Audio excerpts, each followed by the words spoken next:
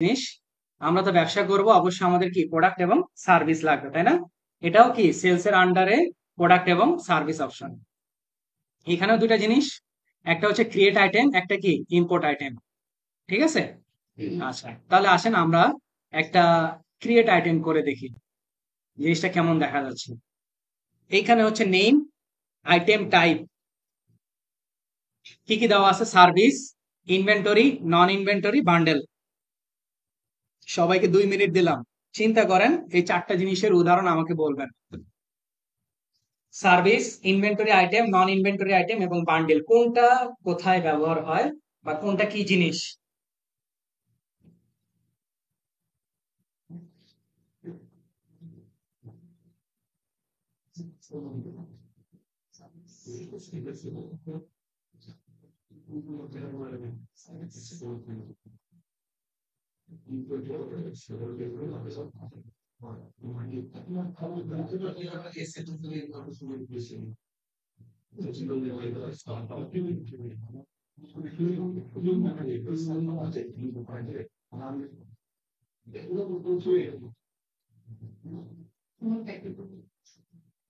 Think of it.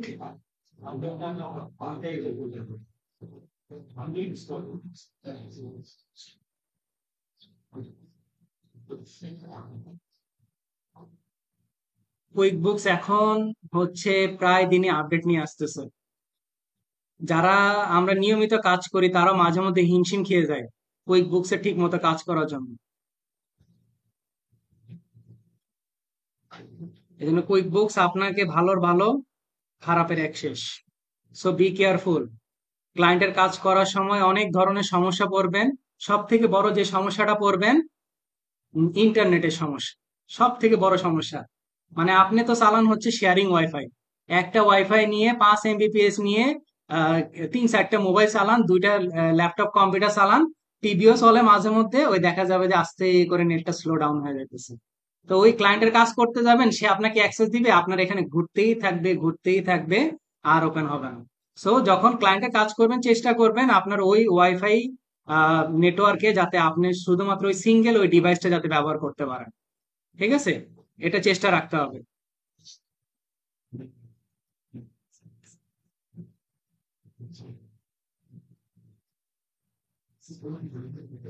কি হলো এবার জিজ্ঞাসা, আমাদের এখানে হচ্ছে ভিশনের এসি, তাই না? ভিশন কোম্পানির জন্য এই এসিটা হচ্ছে তাদের কি ইনভেন্টরি আইটেম, তাই না? তারা এটাকে স্টক করতেছে, এটাকে ম্যানেজমেন্ট করতেছে, এটাকে ট্র্যাক করতে পারতেছে, এটাকে ইনভেন্টরি আইটেম বলা যায়। তারপর নন ইনভেন্টরি আইটেম কি হইতে পারে এসির জন্য? এই এসিটাকে যখন সে এনে ফিট করতে গেছে, ইনস্টল করার জন্য এমন কিছু ছোট জিনিস যেমন হচ্ছে ওয়াশার বা অ্যাঙ্গেল, এই সংক্রান্ত যে জিনিসগুলো যেগুলো আসলে কোম্পানি চায় না যে ট্র্যাক হোক, ব্যবহার হচ্ছে কিন্তু, ঠিক আছে, সেগুলো নন ট্র্যাকেবল, সেটাকে নন ইনভেন্টরি আইটেম বলতেছে। আর বান্ডেলটা, সার্ভিসটা কি, যেমন হচ্ছে আমি সার্ভিস দিচ্ছি আপনাদেরকে, ঠিক এরকম ভাবে ট্যাক্স হোল্ডার যারা, আইটিপি বা কর আইনজীবী যারা, তারা কি ট্যাক্সের সার্ভিস দিচ্ছে, বা ডক্টর যারা তারা ডক্টর সার্ভিস দিচ্ছে, ইঞ্জিনিয়ার যারা ইঞ্জিনিয়ারদের সার্ভিস দিচ্ছে। তারপরে বান্ডেলটা হচ্ছে কি অনেকগুলা আইটেমকে যখন একসাথে প্যাকেজিং করে মানুষের কাছে সেল করা হয়, সেটা হচ্ছে বান্ডেল প্যাকেজ। যখন আমরা বাইরের দেশে, বিশেষ করে বান্ডেলটা সব থেকে বেশি ইউজ হয় কিন্তু বাইরে। ঠিক আছে, আমি অনেক সময় বাইরে যখন কোনো সুপার শপ থেকে কোনো কিছু কিনতে যেতাম, তখন দেখা যেত কয়েকটা আইটেম, মানে আর কি প্রায় 15-20টা আইটেম একসাথে এক বান্ডেলে করে সেই জিনিসটা সেল করা হইতেছে। ঠিক আছে, এটা হচ্ছে বান্ডেল আইটেম, একেবারে সিম্পল দৃষ্টিকোণ থেকে। আচ্ছা, এখন ধরেন আমরা যে কোনো একটা মানে আর কি ইনভেন্টরি আইটেম অ্যাড করি। এখন ইনভেন্টরি আইটেম যেহেতু এটা কি আমাদের ফার্মাসিউটিক্যাল কোম্পানি, তাই না? ইনভেন্টরি আইটেম ধরে নিলাম সে KN95 মাস্ক, যেটা সব থেকে পপুলার হয়েছে। KN95 মাস্ক, আপনি চাইলে এটার ইমেজ এখানে অ্যাড করতে পারেন, বুঝছেন? ইমেজ অ্যাড করা যায়, SKU নাম্বার, ওই যে বলছিলাম স্টক কিপিং ইউনিট নাম্বার, তারপর ক্যাটাগরি। এখন এটা কোন ক্যাটাগরিতে পড়বে আমরা ক্যাটাগরি নিয়ে পরে আলোচনা করবো, এটা এখন আর দরকার নাই। তারপরে ইনিশিয়াল কোয়ান্টিটি অন হ্যান্ড, মানে আপনার ওপেনিং ব্যালেন্সটা কত আছে, এই স্টকের ওপেনিং ব্যালেন্সটা কি কত আছে। ধরে নিলাম আমার হাতে আপাতত পক্ষে, ইনিশিয়াল কোয়ান্টিটি অন হ্যান্ড আছে হচ্ছে আপাতত পক্ষে 200 ইউনিট। এরপরে হচ্ছে অ্যাজ অফ ডেট, ডেটটা কি যেগুলা পাশে স্টার মার্ক দেওয়া সেগুলো ম্যান্ডেটরি ফিল্ড, মান্থ, ডেট, ইয়ার, ওকে ফাইন। আমরা তাহলে জানুয়ারি 1, 2024। ওকে, রিঅর্ডার পয়েন্ট মানে কি? যে পয়েন্টে গেলে আমরা নতুন করে পুনরায় ক্রয়ের জন্য ফরমাইশ দিব, তাই না? সেটা হচ্ছে রিঅর্ডার পয়েন্ট। ধরে নিলাম আমার 100টা থাকতে আমি নতুন করে আবার কি ক্রয় অর্ডার দিব, আমার যে পারচেজ ডিপার্টমেন্ট থাকবে। তারপরে কোন অ্যাকাউন্টে হিট করবে? এটা ইনভেন্টরি অ্যাসেট অ্যাকাউন্টে গিয়ে হিট করবে। তারপরে সেলস এর নিয়ে যদি কোনো ডেসক্রিপশন লেখার থাকে লিখবেন। তারপরে আমি এটা কত দামে বিক্রি করব। কত দামে বিক্রি হয়েছিল সর্বশেষ?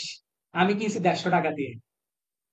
KN95 যখন করোনা চলতেছিল তখন কিন্তু KN95 মাস্ক, তারপর পিপি যে দামগুলো সেগুলো কিন্তু অনেক হাই ছিল।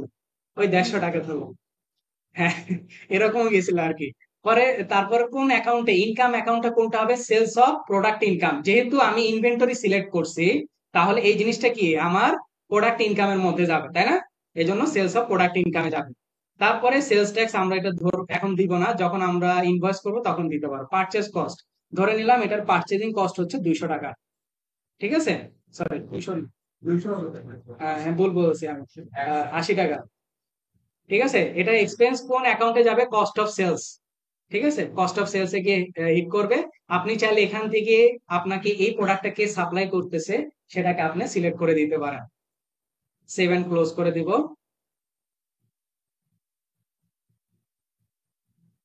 এই যে চলে আসছে KN95 marks. Quantity on hand কত? 200। টাইপ হচ্ছে ইনভেন্টরি, প্রাইস হচ্ছে 150, কস্ট হচ্ছে কত? 80। এবার আসেন এডিট করতে যান। আমি যখন চার্ট অফ অ্যাকাউন্টে বলছিলাম দুইটা জিনিস এডিট করা যাবে না, একটা হচ্ছে ডেট, একটা কি ওপেনিং ব্যালেন্স। ঠিক এখানেও তাই। এইখানেও ওপেনিং যে ব্যালেন্সটা ছিল এডিট করা যাবে না। ওপেনিং ডেট এডিটেবল না। কথা বোঝা যায় আসছে? এজন্য এই দুইটা জিনিস ভালো করে খেয়াল করেন। তাহলে এই যে আওয়ার্স আর সার্ভিস, এই দুইটা জিনিস কোথায় আসছে? এটা বাই ডিফল্ট আছে, এটা নিয়ে আপনার মাথা ব্যথার দরকার নাই। ঠিক আছে, এরপরে আসেন নিউ থেকে পাশে যে ড্রপ ডাউন মেনু আছে সেখান থেকে সার্ভিস যদি ম্যানুয়ালি অ্যাড করতে চাই, ইনভেন্টরি, নন ইনভেন্টরি, বান্ডেল, যেটা আপনি অ্যাড করতে চান সেটা করতে পারবেন। তারপরে হচ্ছে ব্যাচ ইম্পোর্ট। ব্যাচ ইম্পোর্ট মানে কি? একসাথে অনেকগুলা প্রোডাক্ট আপনি, প্রোডাক্ট অথবা সার্ভিস বা আইটেম, সেটা আপনি একসাথে ইম্পোর্ট করতে পারেন। তারপরে এই জিনিসটা নতুন আসছে, ইম্পোর্ট ফ্রম সেলস চ্যানেল। এটা এখন আমরা যারা, আমি যদি আর বছর খানিক আগে পাইতাম আমার জন্য সুবিধা হতো। সেলস চ্যানেল বলতে আপনার ক্লায়েন্টের যদি কোনো ওয়্যার হাউস থাকে, বা ক্লায়েন্টের যদি তার কোনো শোরুমের মধ্যে অ্যাকাউন্টিং সফটওয়্যার যদি তারা ইউজ করে, সেম সফটওয়্যার যদি আপনি আপনার মূল অ্যাকাউন্টিং এও ব্যবহার করেন, তাহলে সরাসরি কিন্তু কানেক্টেড করার অপশনটা কিন্তু এখন দিছে, যেটা আগেও ছিল না। মানে সেলস চ্যানেল আপনি কোথায় বিক্রি করতেছেন, সেই চ্যানেলে আপনি যখন আপনি কোনো কিছু আপলোড করবেন, এখানে ইম্পোর্ট করা মাত্রই সেটা অটোমেটিক্যালি কানেক্টেড হয়ে যাবে। ঠিক আছে, তো আমরা চলে যাব হচ্ছে আমাদের ব্যাচ ইম্পোর্টে। এই প্যানেলটাও চেঞ্জ করছে গত পরশুদিন। এই প্যানেলের মধ্যে দেখেন এইখানে ইম্পোর্ট সিএসভি, ডান পাশে কর্নারে ইম্পোর্ট সিএসভি তে গেলে এখানে বলতেছে আপলোড এবং ম্যাপ ফিল্ড। এখানে একটা হাইপার লিংক তারা দিচ্ছে, ডাউনলোড দ্য স্যাম্পল টেমপ্লেট। টেমপ্লেটটা ডাউনলোড করবেন।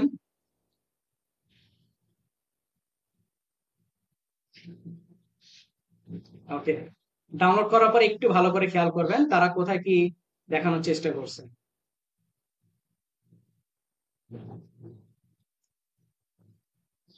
প্রথমে হচ্ছে প্রোডাক্ট এন্ড সার্ভিস নেম, তারপর হচ্ছে ক্যাটাগরি, তারপরে হচ্ছে আইটেম টাইপ, এসকেইউ নাম্বার, তারপর হচ্ছে সেলস ডেসক্রিপশন, সেল প্রাইস,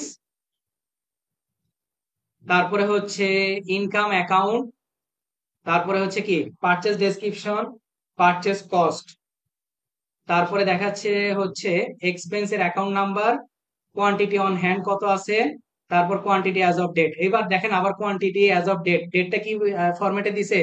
আগে হচ্ছে মান্থ, তারপর ডেট, তারপরে ইয়ার। দেখছেন, মানে এক এক জায়গায় এক এক রকম। তারপরে হচ্ছে রিঅর্ডার পয়েন্ট, তারপরে হচ্ছে কোন asset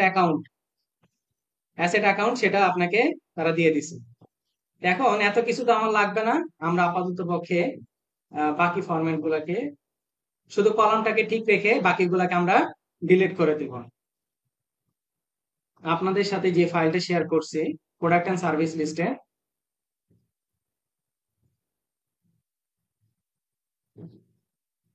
product and service name,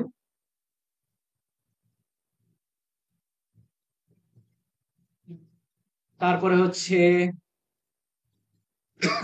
category না,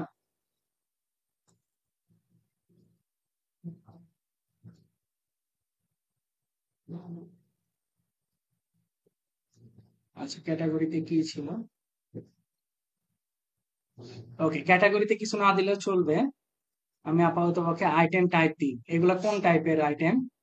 সার্ভিস ছিল, ইনভেন্টরি ছিল।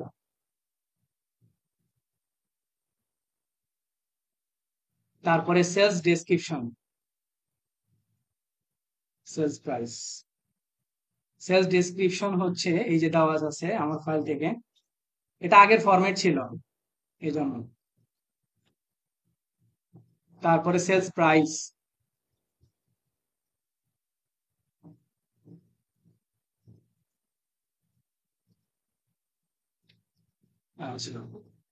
তারপরে আর কি কি ইনফরমেশন ছিল? পারচেজ কস্ট, পারচেজ কস্ট আমরা দেব।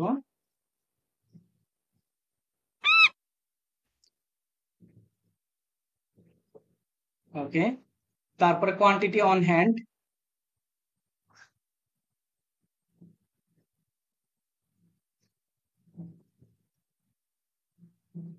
Quantity on hand. তারপরে হচ্ছে ডেট,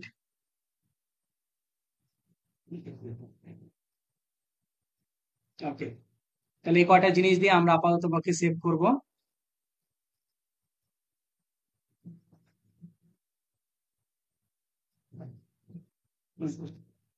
এরপরে ব্রাউজ করলাম, যেখানে রাখছি ফাইলটা,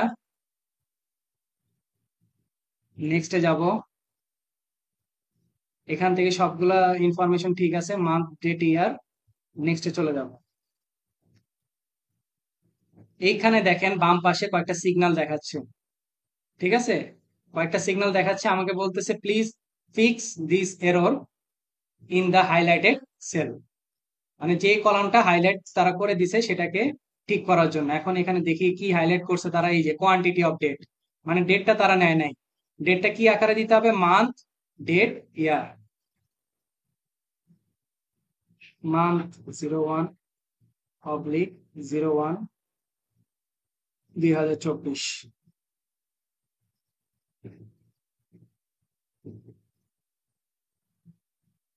ওকে, সবকিছু দেওয়া কমপ্লিট।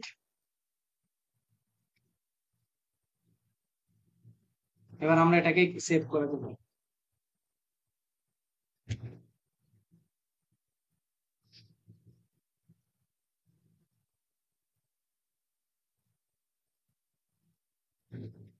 নাইসলি ডান, আমার 12টা প্রোডাক্ট কি ইম্পোর্ট হয়ে গেছে। এই যে দেখেন আমার 12টা প্রোডাক্ট এখানে যথাক্রমে তারা ইম্পোর্ট করে ফেলেছে, ঠিক আছে। এভাবে করে আমরা কি করতে পারি? আমাদের প্রোডাক্ট এবং সার্ভিস ম্যানুয়ালি অ্যাড করতে পারি, অথবা বাল্ক কোয়ান্টিটিতে গিয়েও অ্যাড করতে পারি। এবার